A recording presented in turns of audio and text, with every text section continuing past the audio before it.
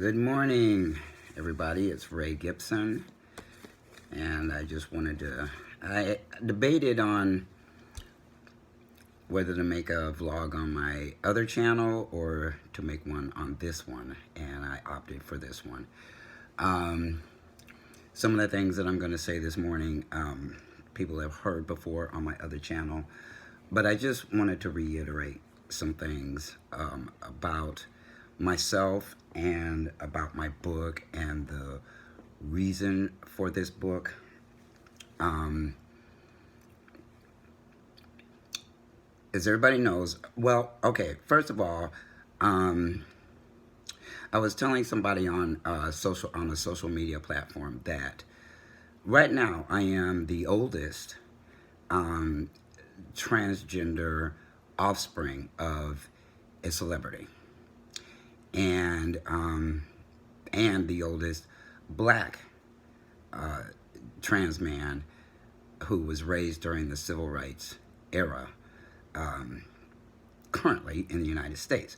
There are other celebrities that are the offspring of celebrities, but most of them, if not all of them, are their parents are in the entertainment industry, which, if anybody knows anything about that industry as opposed to the sports industry, they will know that the entertainment industry is much more forgiving of everybody in the LGBTQ plus community.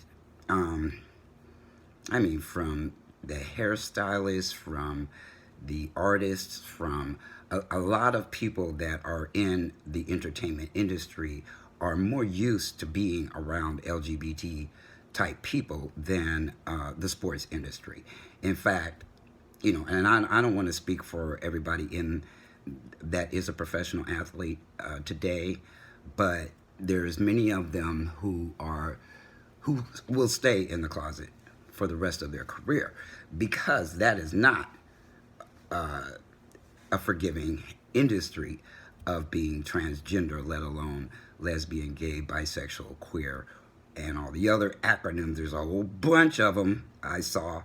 There's probably 50 plus new acronyms they keep adding to LGB. It started out LGB. Actually, it started out LGB and then T, and then in the 1990s they added T, and then ever since then they have been adding more and more to that, to the LGBTQ plus umbrella. So, at any rate, so I'm coming out at a time when, you know, not only did I live the life of a celebrity until I was around 16, but, wow, I forgot where I was going with that. Okay, so not only did I'm not reading from any notes today, but, you know, not only did I was raised that way, but I also stepped off into the LGB world during the 1970s when Stonewall happened in New York. I was in the Bay Area doing my own thing, protesting in the streets, running amok. I was very heavily involved in drugs and alcohol. So I have an amazing story to tell, and I'm not. The thing to say about this story is that, you know, it's all coming from, especially the early years, the years that I was a child and a teenager, living under my father's fame, in his shadow. That in and of itself is just a completely different story than where I am now. So, you know, I was running amok. I was in the Bay Area, which the military sent me there, and I exited the military and started my career in computers. I am a retired software engineer, software developer, and I've lived a very full life. And, you know, as I said, you know, I went, really the title of my book being His Glory, My Ghetto, My Glory, you know what it really is? His glory, my ghetto, my glory, my ghetto, and my glory. I'm just shortening it up, for brevity's sake, because really my life has been up and down and up and down and up and down all of my life. So, not only did I get to live that kind of life, I got to live in places around, travel to places in the United States, travel to places abroad. I think when I was 15 years old, I actually got to ski the Alps in Switzerland. And that story is pretty funny. The whole thing was just bizarre, but that story will be in my book. And then my life did take a nosedive, and I joined the military to change my life, because I didn't like the direction it was heading. And I had penny ante jobs making penny ante money, and I wanted better than that for myself.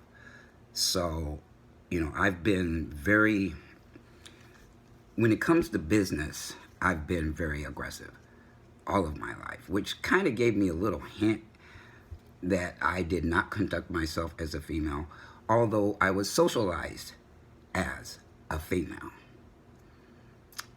And because, nobody knew any different, not even me, did I know how to verbalize or articulate to either of my parents or anybody in my family that I felt like a boy until puberty hit. And there's a whole spiel around my puberty and what transpired. And when I hit the Bay Area, oh my God. Talk about, that song Happy Days Are Here Again, or maybe that was part of the actual TV series. But those were some of the happiest days of my life, even though I wasn't all there. Adults, teenagers don't really become adults mentally, emotionally, spiritually, psychologically until their mid-20s, later 20s. So, I was doing what 20-year-olds do. I was partying, I was having a blast, I was having a good time. And, but something was still kind of missing, even though I was starting to climb the corporate ladder after I got out of the military, which that's pretty funny how I got out of there too. I did not serve my full term. That story will be in my book. But I got out of the military, and I had a lot of good times in the Bay Area around the LGBT community, even though, at the time, when I came out that way as thinking that I was a lesbian, I knew something was off because I hated that word. I did not take kindly to that word lesbian until I was in the Bay Area, and I had been there for, I don't know, a few years before I just said, okay, I give up. Basically, that's the way everything in my life was. Okay, all right, I surrender, I give up. There's nothing I can do to change it, so I just go with the flow. So I went with the flow for over 40 years. In the meantime, when I was 26 years old, I got clean and sober. And I will have been clean and sober for 35 years in May. And there is just a richness about everything about that is going to uplift and change a lot of people's lives when they read it, coming from me. Everything that surrounded that. And then, like I said, I climbed the corporate ladder, and then I became a consultant. And I traveled around the country on contracts, and was making hand over fist mad money for someone that looked like me.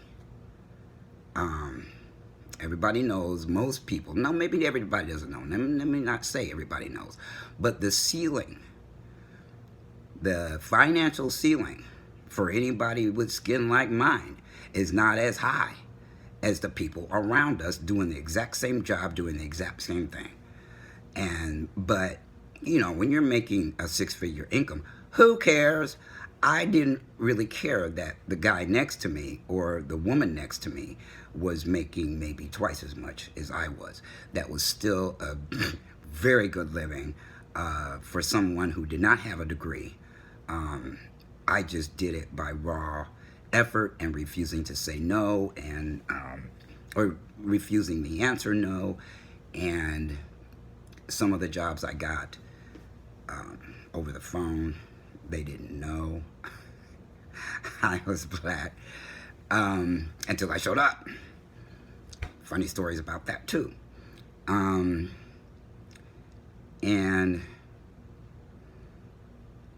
then in 2001, it was all over. And for the longest, some of the people in my family thought that all ended because of something that I did, but it wasn't anything that I did. The industry changed, and I just got caught with my pants down and did not have a crystal ball that told me I need to switch gears and go another direction inside of that industry. And the first people that were let go in that industry were black. I was in a predominantly white male industry, and I'm amazed right now, looking back, that I even lasted that long, considering that I had to work 10 times as hard as other people to stay in that industry for as long as I did. But the how-tos and how I did all that is what is going to change somebody's life out there. How I got through that, the whole shebang. I also was a self-help junkie, and I got into after I got clean and sober, I got into everything I could get my hands into or my body into. As long as I showed up, sat down, paid attention, I learned and I grew, and things just kept getting better and better and better for my life until 2001. And so, but like I said, the end of my book ends in 1990, 3 years before my mother passed away.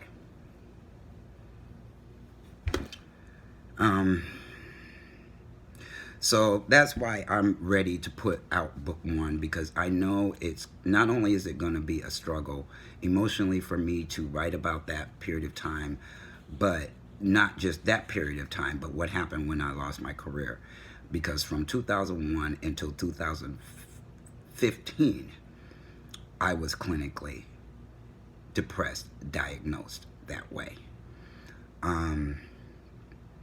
But I survived. I hung on to some things that I had heard in my past that got me through that without drinking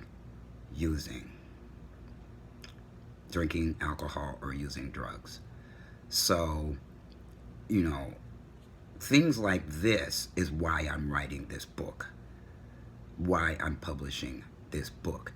It isn't about being Bob Gibson's son. Yeah, in the early years it was. I met a lot of famous people. I lived the high life. I lived the life that a lot of people who knew me at that time, because from their perspective, I was the dream kid. I had a silver spoon in my mouth, whatever they want to call it. My dad didn't move us into an exclusively white neighborhood until I was in the 4th grade. I was 10 years old. So up until that point in time, I was living in the ghetto with everybody else. But people conveniently kind of forget that period of time. They don't even really realize it because they were just kids too, especially people that I grew up around.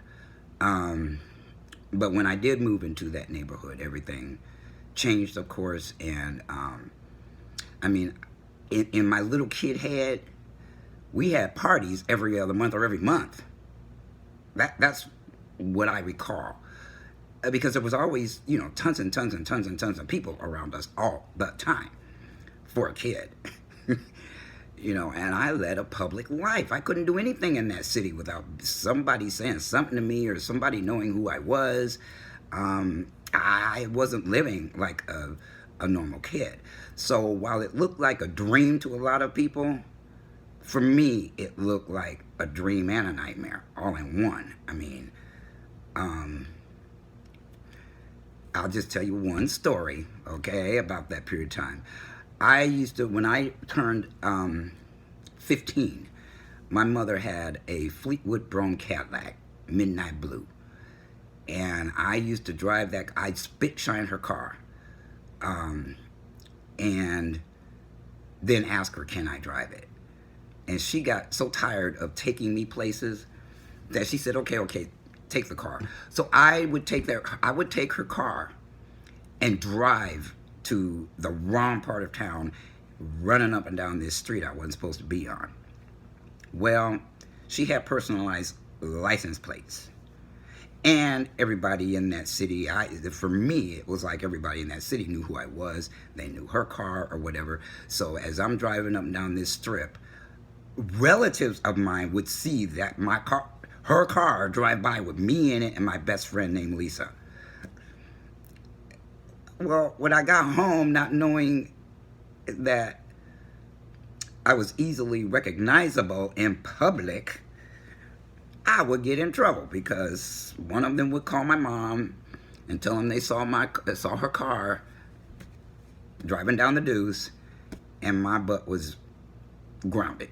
I was grounded probably every other month from doing something I wasn't supposed to be doing and got caught. But there's a whole bunch of stories like that in my book, in book 1. So the last thing I'm going to say before I close this out is that I got a really strange comment by someone, I don't remember who it was, in one of my vlogs on this channel, that I'm just looking for money.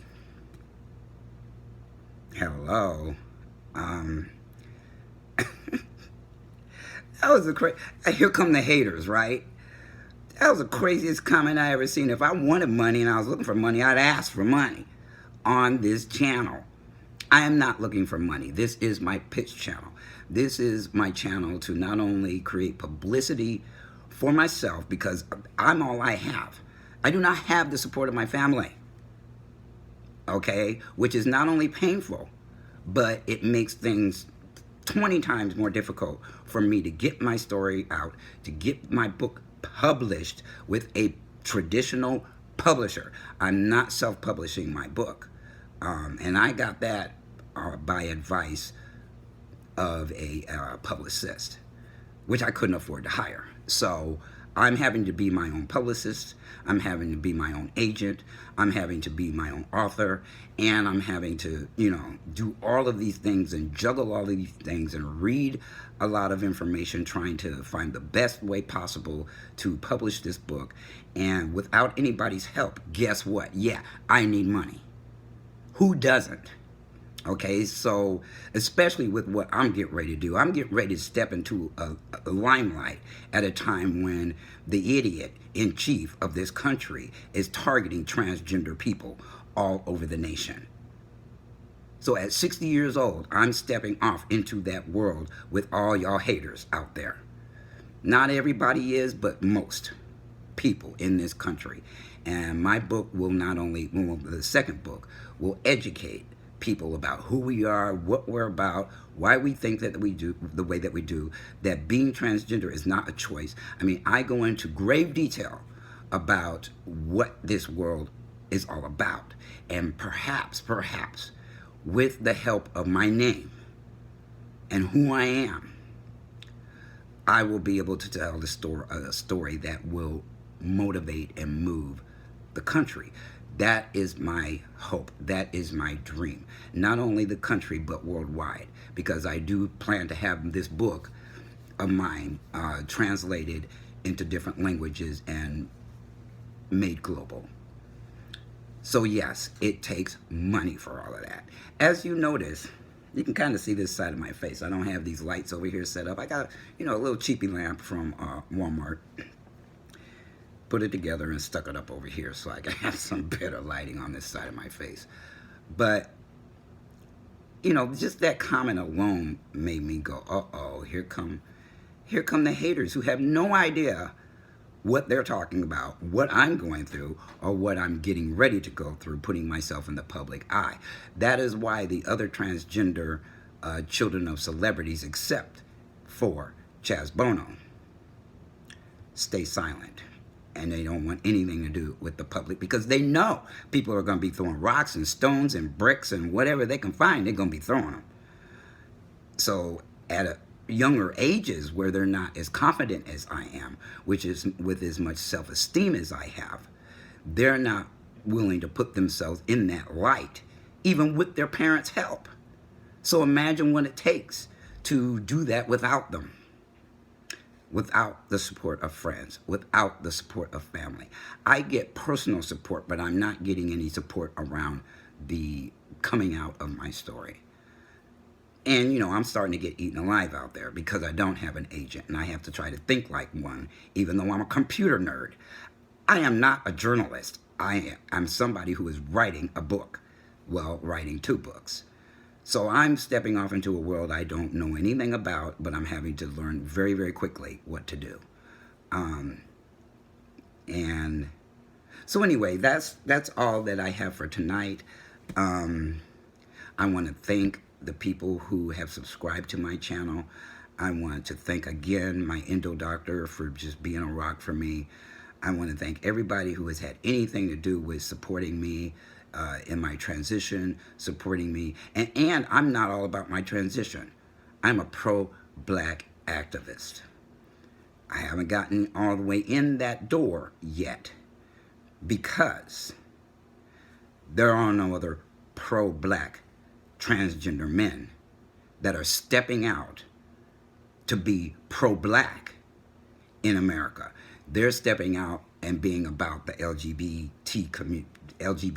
plus community or the transgender community, but they're not standing alone as a trans man being pro-black. As I try to go into other communities, all of a sudden being transgender is an issue. And I'm talking about the pro-black organizations throughout the country. Not many of them, but either I got to be on incognito or I got to make doggone sure that they are inclusive of transgender people, because I'm not putting my life in danger for any organization in this country. You know, my book alone may do that. So I just wanted to make this vlog tonight. It's a little longer than my other ones are, but I just wanted to put some things out there about me, about who I am, and hey, if I don't stand for something, I'll fall for anything. And so I'm standing for myself like I always have most of my life. So peace. I forgot to do this before the video started, so I'm gonna do it at the end. But Ray says, peace out.